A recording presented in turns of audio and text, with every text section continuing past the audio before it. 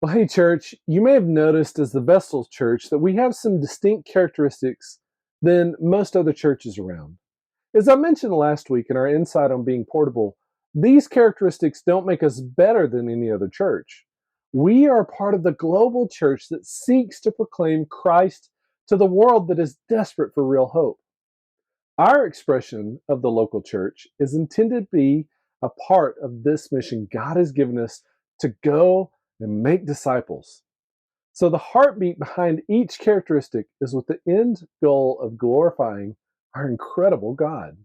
This week, I wanted to share about the process behind us choosing to be a bivocational or dual occupation pastors. As most of you know, rather than the traditional model of having one or two full time pastors for our size church, we prayerfully decided that we would pursue a bivocational model. So each of us that are on the paid staff have regular jobs that we work during the week, and those jobs help to meet our family's income needs. The church then comes alongside us, provides a small stipend to give the staff the ability to carve out hours during the week to focus on the church's needs. As I mentioned last week, we strive to see all of these things through a gospel lens. So, how did the gospel lead us to being a bivocational staff? Well, the gospel, it flourishes in relationships.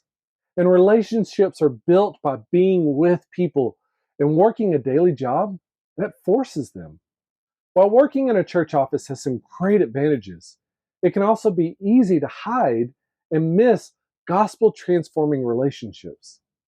As bivocational pastors, a more significant portion of our time is spent among people throughout the day. I can tell you that personally, I've had many opportunities to pray for people's needs, and I even get to share a portion of my testimony as I work my daily job at times. The hurt people go through are constantly on my mind as I hear conversations going on around me, and at many times been allowed into people's lives. There are relationships that I have with my customers that lead me to pray for them daily. And I'm excited to see how the Lord will use those relationships to draw people to Himself. I will say that we found that being bivocational leaves us with some limitations. As an example, it's much harder to be able to make hospital visits and check in on our sick loved ones. As a staff, we still have a lot of growing to do in this area.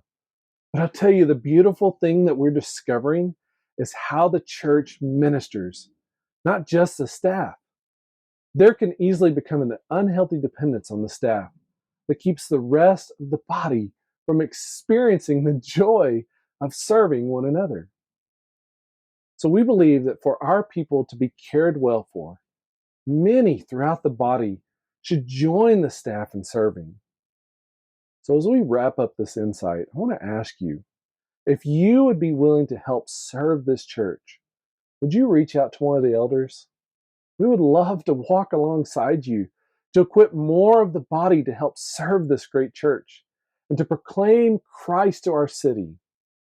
As we say each Sunday, today we've gathered as the church. Now let's go be the church. I love you guys. Look forward to seeing you Sunday.